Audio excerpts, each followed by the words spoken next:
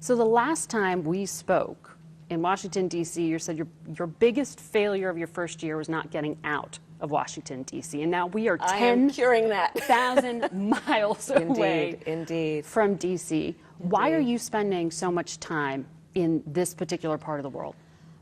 I do believe that, first of all, when it comes to foreign policy, it's very important that we deal with the immediate challenges and concerns, but we think 10, 20, 30 years out. And in thinking about immediate concerns and then a vision for the future, the connection and the relationship between the United States and Southeast Asia is quite interconnected and, I would say, interdependent. Mm-hmm. You look, for example, about what this means for the average American and think about it in the context of, in the pandemic, how all of a sudden we all knew this term supply chain issues, right? And the South China Sea, being in this region of the world, in those seas, 1/3 of global trade occurs. It's a huge transit point. It's a huge transit point. So think about supply chain issues.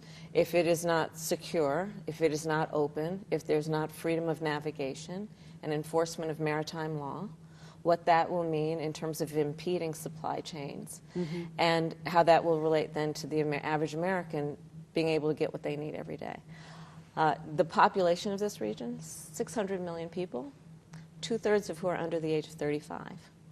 Think about what that means in terms of who is going to dictate big policy decisions in this region of the world and the need to pay some attention to what is happening here now for the sake of that.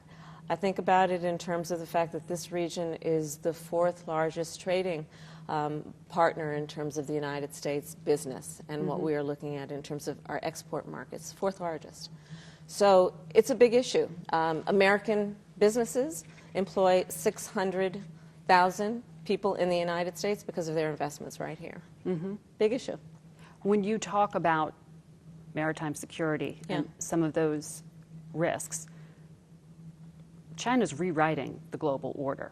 Your national security strategy says they are the only power in the world with the intent and the ability to do that.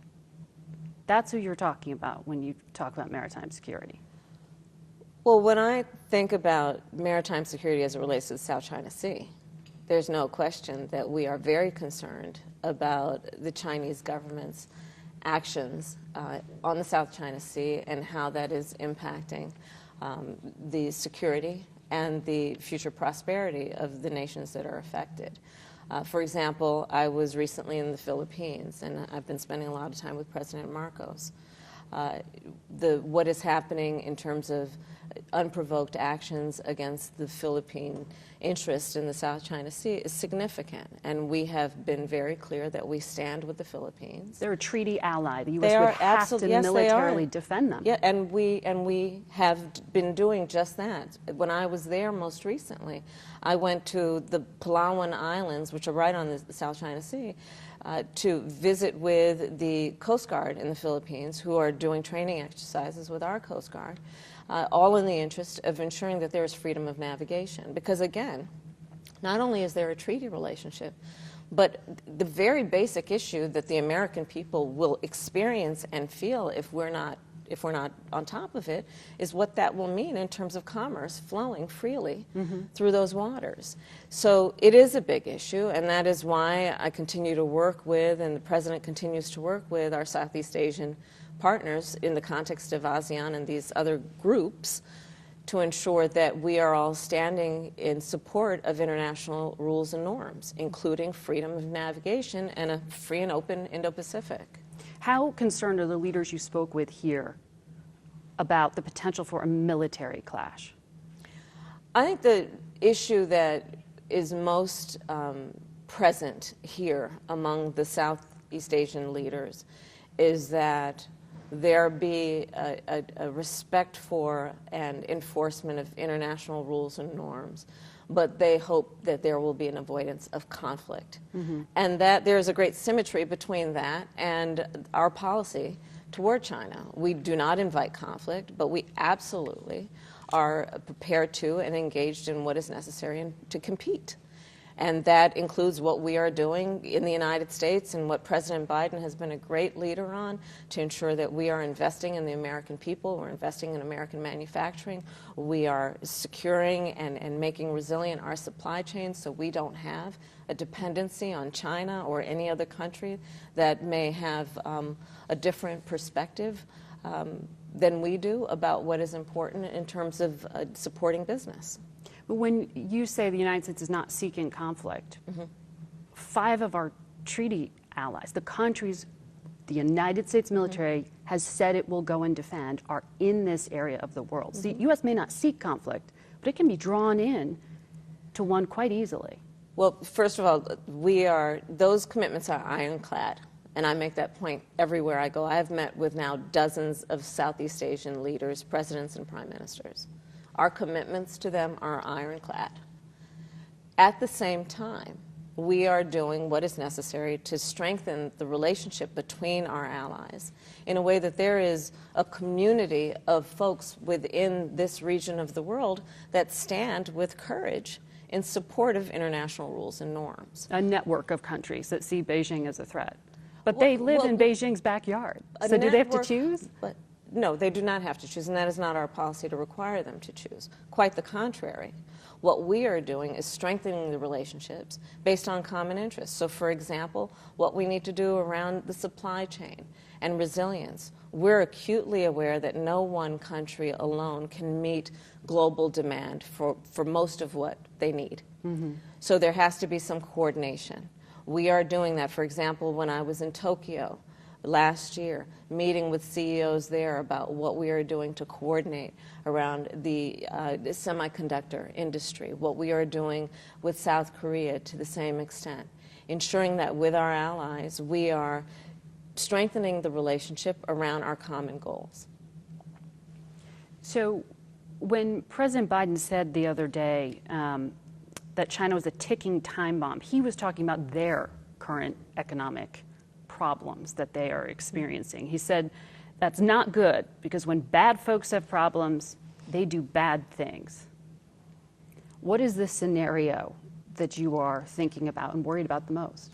Well, first of all, let's address a related issue. We, as the United States, and our policy is not about decoupling, it is about de-risking. It is about understanding. It's not about pulling out U.S. It's not about pulling out, but it is about ensuring that we are protecting American interests and that we are a leader in terms of the rules of the road, as opposed to following others' rules. And that's about ensuring that there's not going to be economic coercion, ensuring that there is going to be protection of intellectual property, ensuring that we are building up technology in a way that it is not violating the rights of the people. You were talking about some of the restrictions on American investment in sensitive technologies. Right. But President Biden I think he was talking about the economic problems within China right now. He seemed to be suggesting that Xi Jinping might take some kind of action. Well, first of all, it's no secret that China is experiencing economic problems.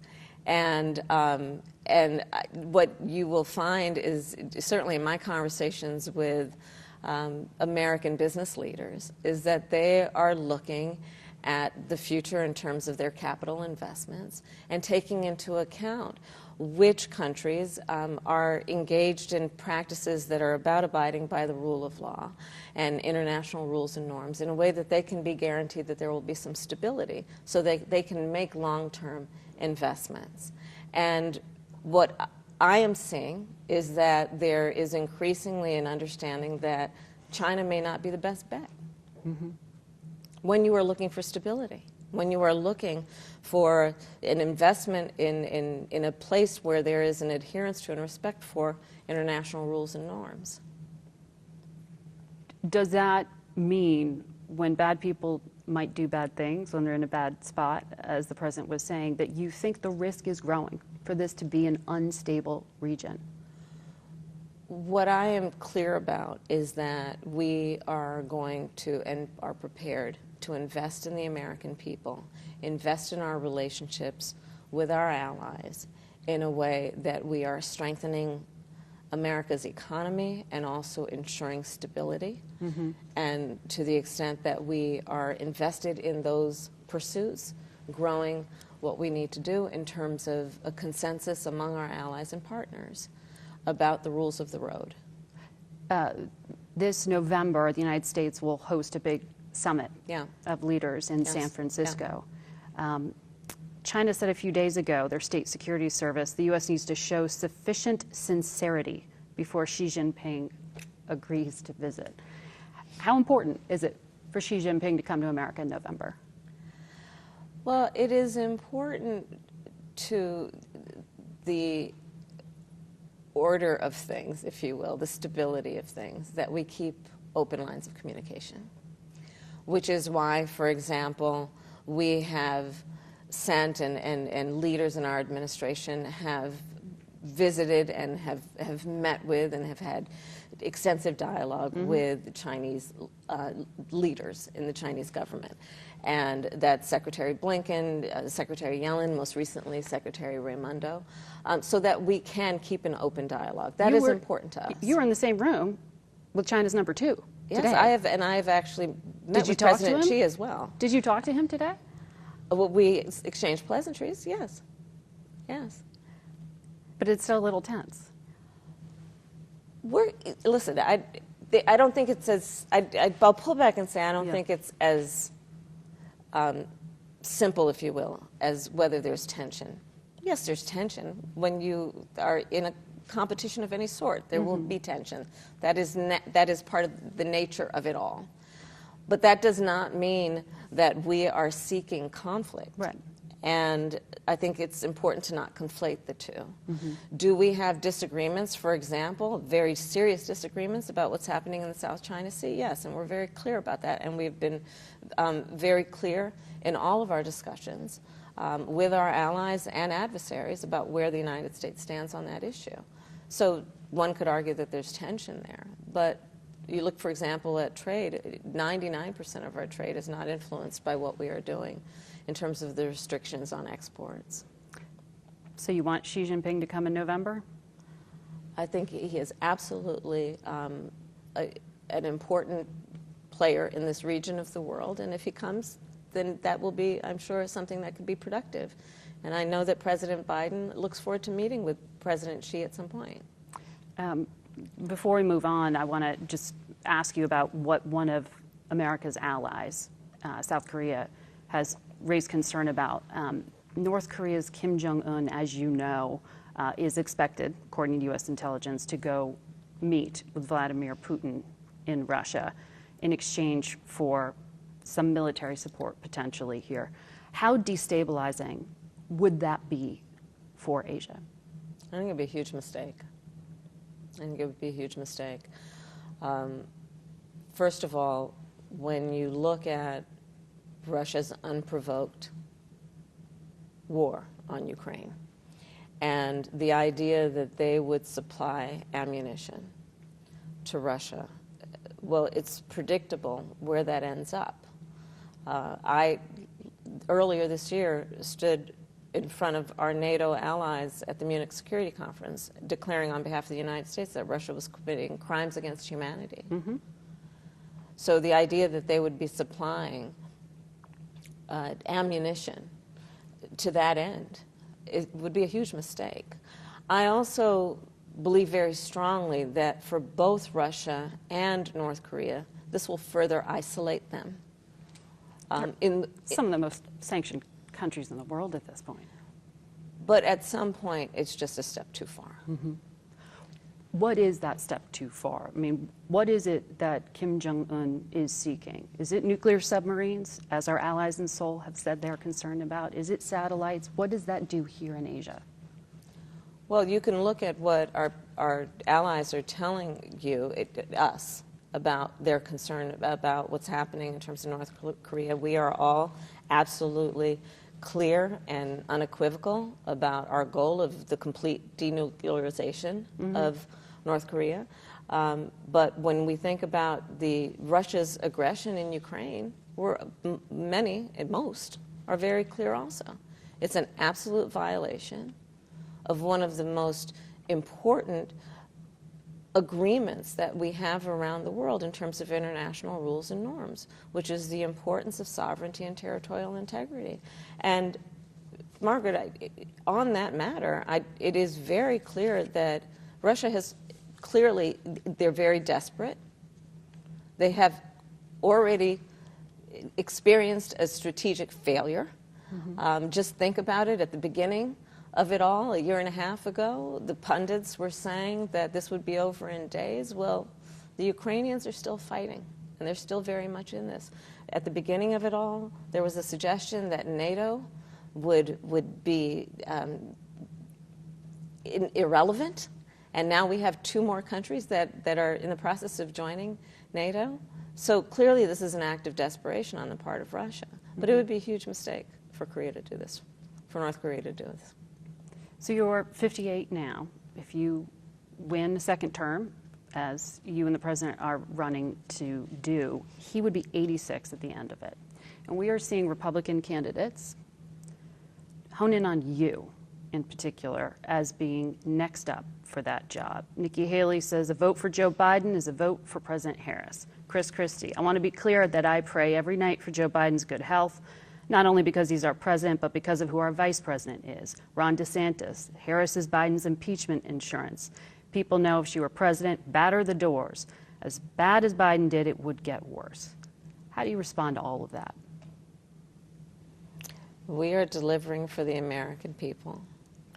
And the reality of it is that, unfortunately, very few of those who would challenge our administration actually have a plan for America. You look at what we have accomplished, Margaret.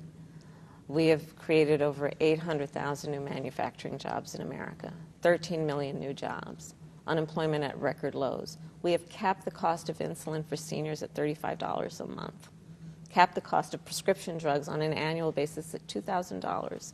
They're talking for about seniors. What you would do as president as being a risk. They're honing in on you. Why do you think that is? How do you respond to those attacks? That's not about policy, that's about you. Listen, this is not new. There's nothing new about that. I mean, listen, in my career, I was a career prosecutor.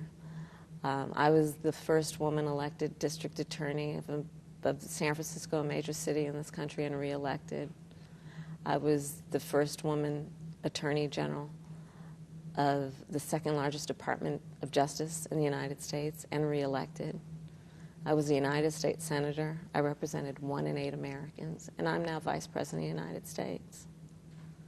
They feel the need to attack because they're scared that we will win based on the merit of the work that Joe Biden and I and our administration has done.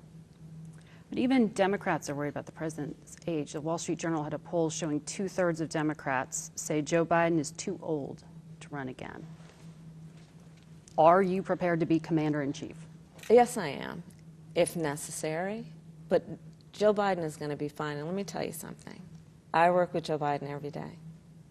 The work that, under Joe Biden's leadership, our administration has accomplished is transformative. What we have done, for years, administrations talked about what they would do in terms of infrastructure. Infrastructure Week, remember that? Mm-hmm.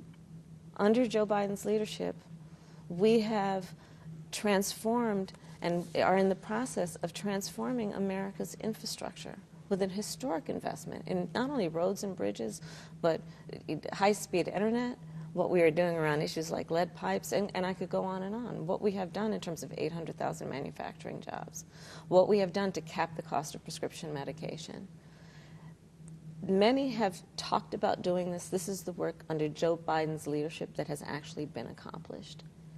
And I think the American people, most of all, want a leader who actually gets things done. Mm-hmm. And that is what Joe Biden has accomplished.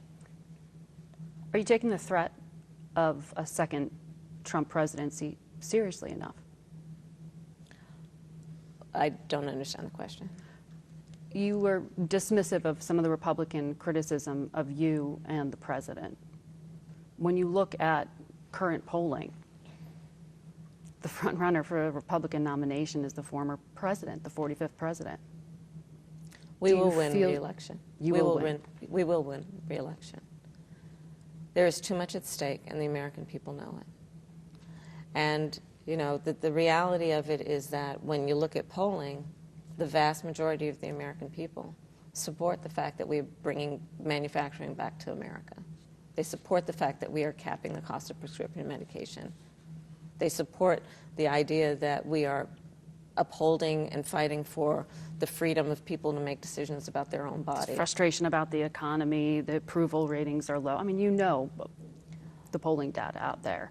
But that is my point. When you look at where the American people are on a particular issue, such as bringing back manufacturing to America, record low unemployment, what we are doing around prescription medication and capping the cost and allowing Medicare to negotiate against the big drug companies, the American people support it.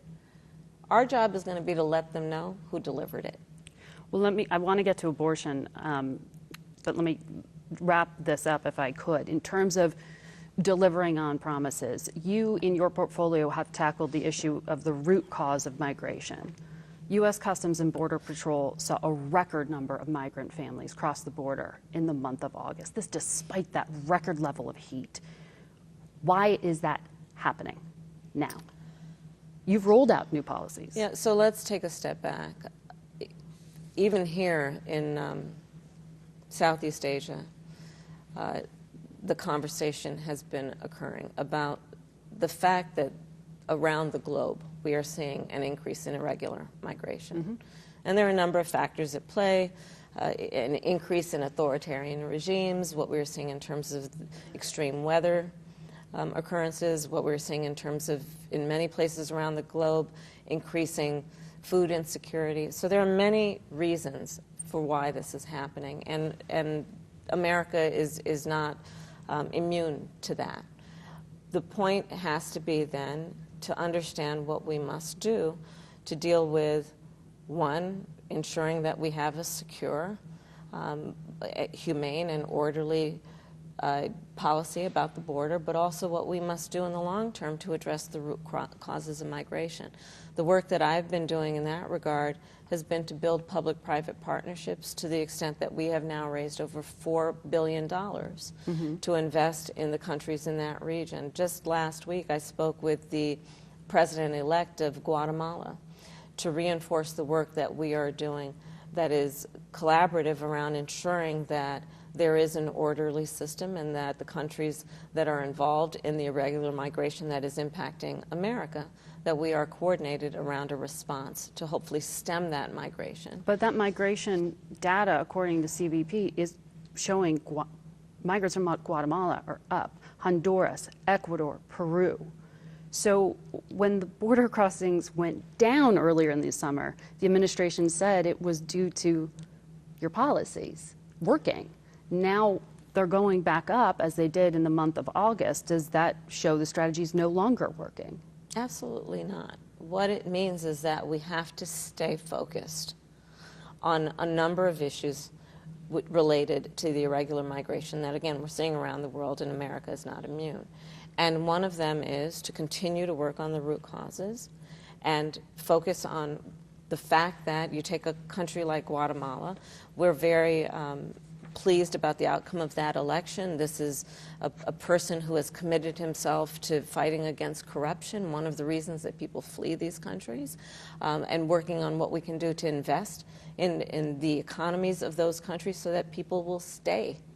Do you think the strategy is working, despite the numbers being up?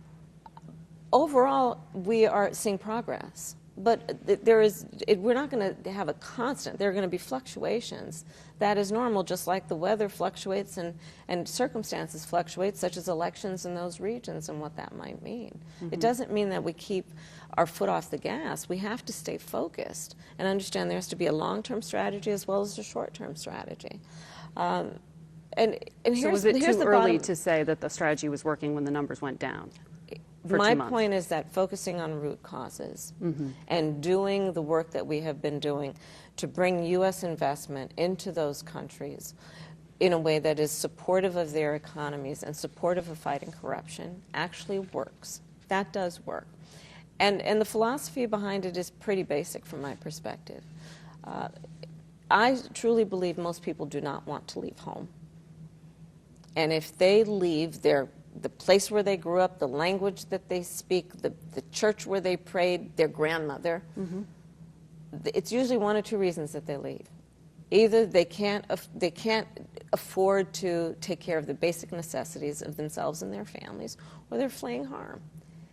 And so understanding that as a foundational principle, the work we have been doing to invest now billions of dollars in those countries is important work. And it is why I talk about a long-term strategy. We may not see the results overnight, but it is very logical to understand that when we invest in the root causes of people leaving, it will have an impact on encouraging them to stay where they actually want to stay. You have been very active on the issue of abortion and rallying behind the idea of this federal law to restore what was upheld in Roe versus Wade.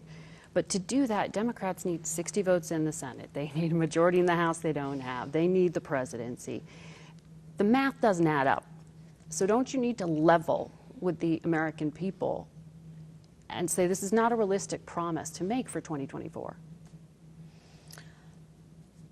Congress has the ability to put back in place the rights that the Supreme Court took from the women of America. In theory, it doesn't have the votes to do that. That's why we have elections. And that's why we are seeing around this country that when this issue is on the ballot, from Kansas to California, people vote in favor of upholding basic freedoms.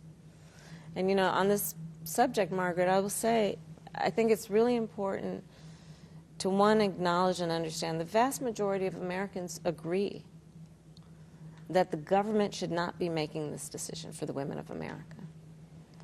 The vast majority of people, I believe, agree and understand that one doesn't have to abandon their faith or deeply held beliefs to agree that the government should not be the one telling her what to do. That is a choice that she should be able to make if she chooses with her priest, her pastor, her rabbi, but not the government telling her what to do with her body. And every day in our country, women are silently suffering because of the laws that are being passed that eliminate her ability to make those critical decisions. Laws that are being passed making no exception even for rape or incest. Back to me, my work as a prosecutor focused primarily on crimes against women and children. So what is it that you believe? I mean, what week of pregnancy should abortion access be cut off? We need to restore the protections of Roe versus Wade. We're not trying to do something new. Well, that was nebulous because it was about viability, which could be anywhere between 20 to 24 weeks. And so no. Let me be very clear. The Women's Health Protection Act that the White House also endorsed. Let me be very clear. From day one, the president has been clear. I have been clear. We need to put back the protections that are in Roe v. Wade into law. Since the Supreme Court took it, Congress has the power and ability to pass legislation to put those protections back in law, and Joe Biden will sign that bill. So that is what we want. But does it need to be specific in terms of defining and where that guarantee goes up to and where it does not, at which week of pregnancy?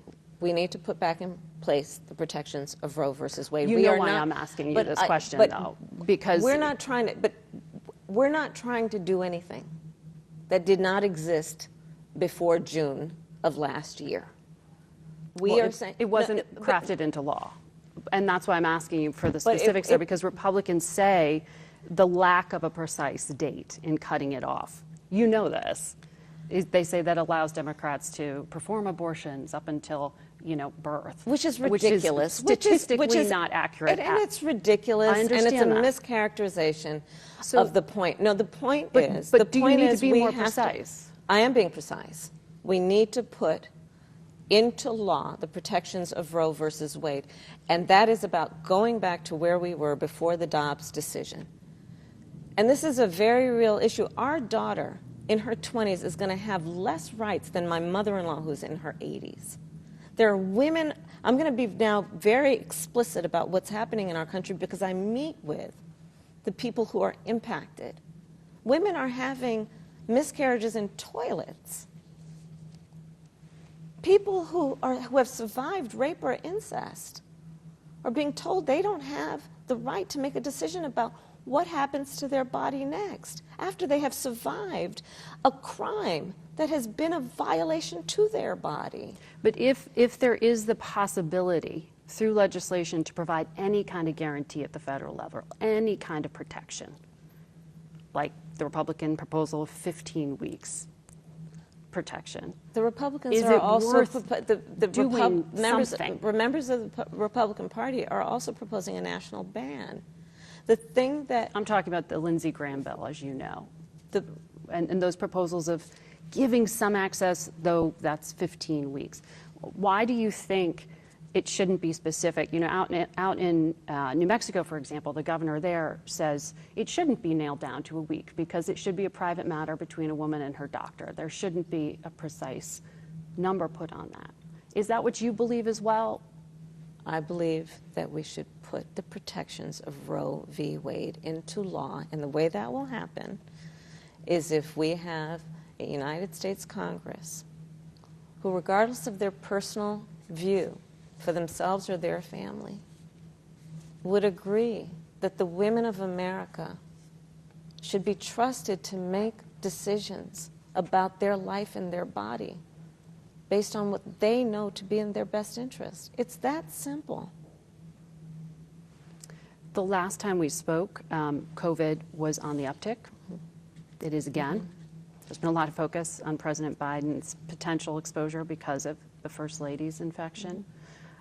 Are you concerned right now that people aren't taking the threat of COVID seriously enough at a time when there's possible new booster shots coming out?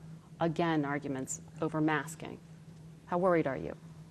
I think the American people are fully aware of the risks of this virus, and far too many Americans, in fact, have had loved ones who died because of it during the height of the pandemic. The American people are smart and know what they need to do to protect their health and the health and well-being of their family members. I trust the American people.